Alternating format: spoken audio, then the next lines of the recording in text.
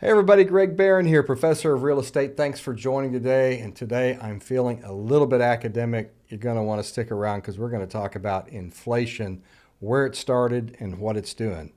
Stay tuned.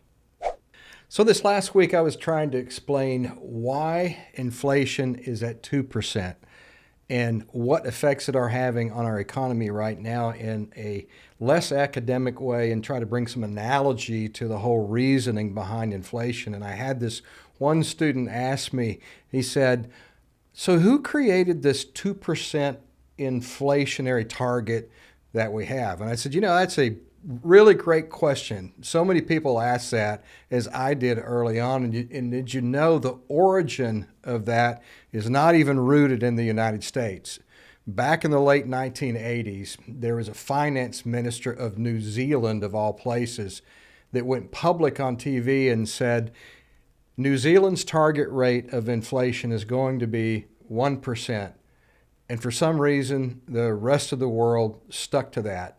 Fast forward to 2012, and the Fed chairman at that time stated that from that point on, the target inflation rate that they would try to shoot for would be 2%.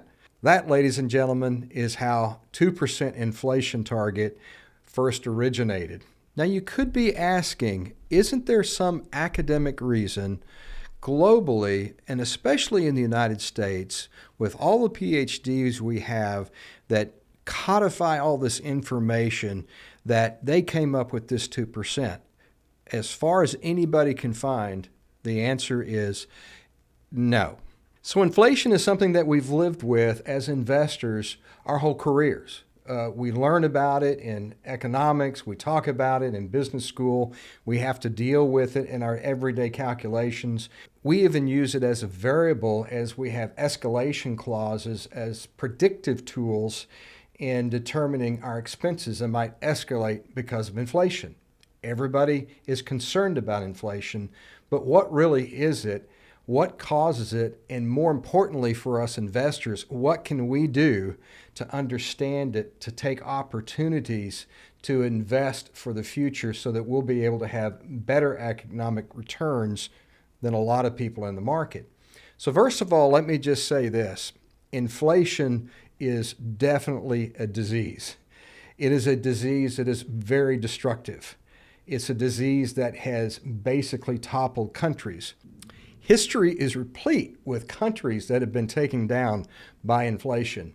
You go back to after the First War, and Germany, Russia, Austria, all those countries had to pay for reparations after the fact. Some had to borrow, like Germany, others printed. The fact is that all of those countries were almost destroyed internally and financially because of inflation. You look back to the 60s and you point to Brazil. You look to Chile. You look to Venezuela. You look to Mexico. All of those countries have been affected by inflation. So the question is, just who controls inflation? And I like to look back at one of my heroes of economics, which is Milton Friedman, back in the Reaganomics days of supply-side economics. He was very much a capitalist. He was very much a free market type of person. But Friedman made a good point over and over again. After we were coming through this inflationary cycle, the presidency of Jimmy Carter had basically pushed interest rates up into high teens. Inflation was out of control, and we had to do something to stymie it, to create some kind of vehicle so that inflation would be crushed. So Milton Friedman at that time gave a whole series of discussions. He was in huge demand to talk about two things, primarily money supply and inflation. And a few things that Friedman said over and over again is inflation is a disease, and it is not created by anybody or anything other than the federal government.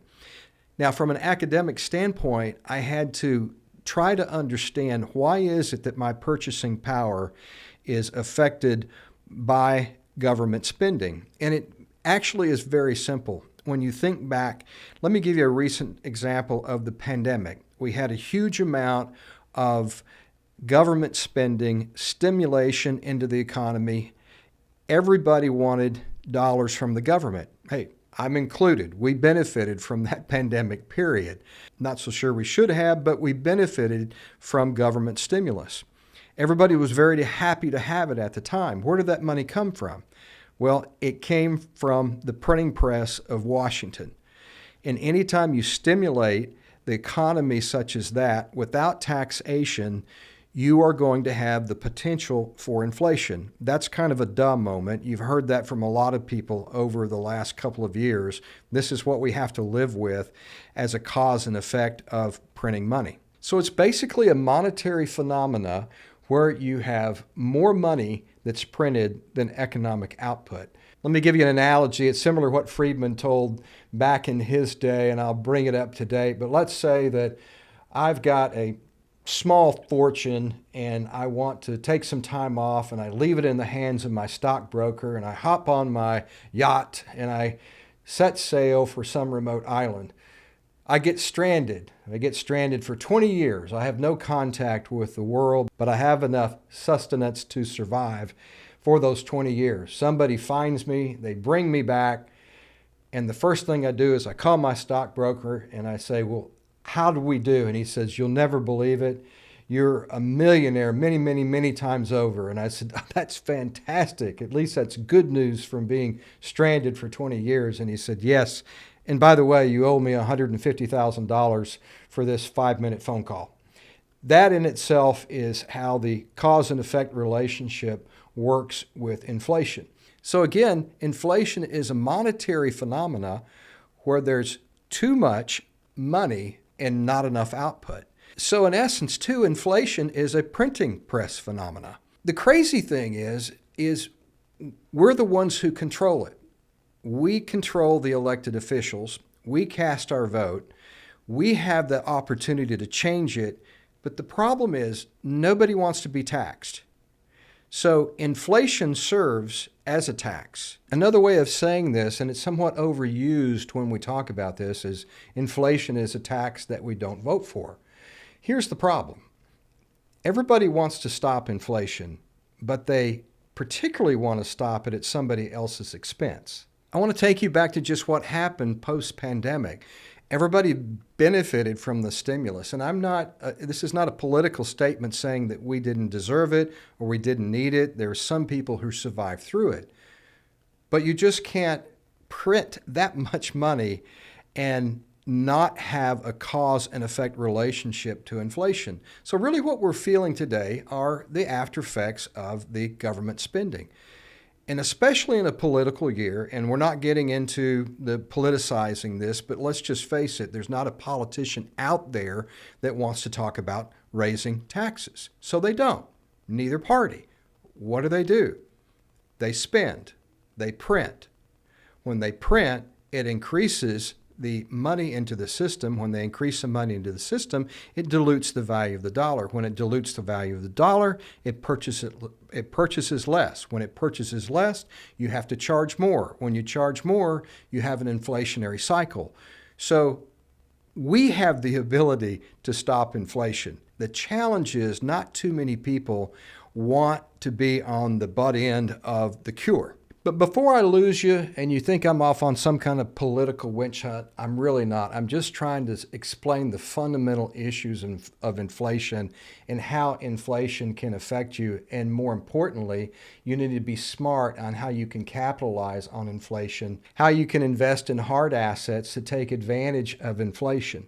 That's why those of us who are in the real estate business really have done a deep dive into the establishment of how money's created, how it works its way through the system, and how it can further affect us in the future to grow our wealth. So again, I'll go back to my study of Friedman, who basically coined these analogies that I'm getting ready to say, but I've lived by them for the last 35 years. Inflation has a cure. It has a cure. But the problem is the cure has issues that we don't want to deal with. We do want to deal with it if somebody else has to pay for it and it doesn't create any burden on us. And let me give you an example. It's like alcohol. Alcohol is good effects to begin with, but you wake up and suffer the bad effects later. And there's a cure to alcohol. But if you're subject to alcohol, your consumption ability goes up as you use it more and more, meaning the more you use alcohol, the less effect it has on you, so you've got to use greater and greater amounts. Now, if you get too accustomed to alcohol, i.e. alcoholism, there is a cure. There is a cause and effect, and there's a cure to inflation. The bad effects come first, and the good effects come later. They're the polar opposite of what I just talked about by first enjoying alcohol, the good effects followed by the bad effects. Inflationary issues have cures, but like most things, it takes a constriction of money, it takes a velocity of money to decrease into the system, which creates bad effects first, which most people don't want to deal with, which ultimately will create good effects further down the road. What we have working against us right now is the political headwinds where we want to stimulate the economy and not have to tax for it. But there is an effect. It's always a cause and effect. So anytime you hear about government spending, whatever it is, whether it's recently I heard that when the Baltimore Bridge was hit by the tanker, that the government came out and said, we're going to pay for the rebuilding of it. Whether it's student loan debt, we're going to totally absolve student loan debt and the government's going to pay for it. Whatever government spending it is, paying for other wars in other countries, just know that the government has two choices, print it or borrow it. And right now they're printing it. And what's going to happen is it's going to be a continual dilution of the purchasing power, which is going to further hamper the ability for inflation to come under control. Now, let me speak to inflation just a second. Now, I'm not saying that inflation shouldn't exist. It's existed my whole life. What I'm saying is we have the opportunity to control it.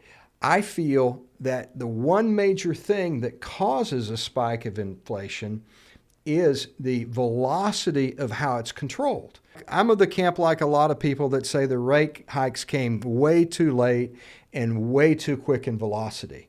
And I think that's one thing that affects inflation really is not the number, whether it's 3.9 or 3.5 or wherever it settles in right now. It's the velocity of the control that the government imposes to control it that really affects it.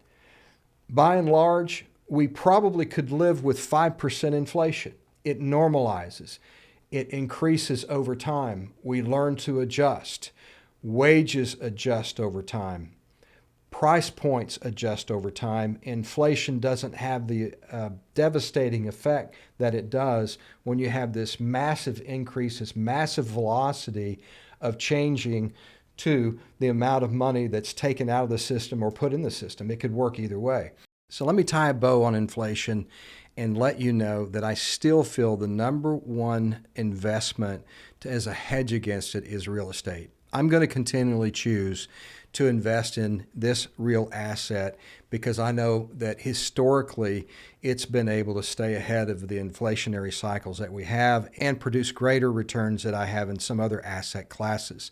And you can become an expert at it. So I hope some of this information on inflation has helped. It is not politicized. I wanted you going into this political year to understand that anytime that you hear about government spending without taxation, just remember that that causes a dilution of the purchasing power of money, and it very well could be followed, unless you're taxed, which in a political year you won't be. It will have the tendency to continue to make pushing it down to this arbitrary 2% rate very stubborn. So I would really like to hear from you about this subject. Inflation is somewhat academic.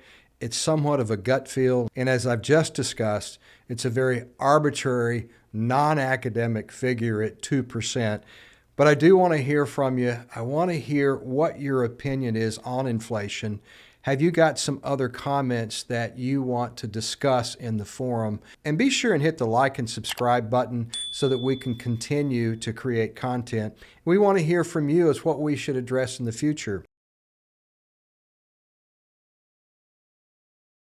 even if it's to debate this particular aspect that I've talked about. It's something that we're going to have to deal with for now and for the years to come. So let's talk about it. I'll try to get to as many questions as I can. And remember, as we always say on the channel, educate, evaluate so that you can ultimately execute to increase your own personal wealth. Thanks for being here today. We'll see you soon.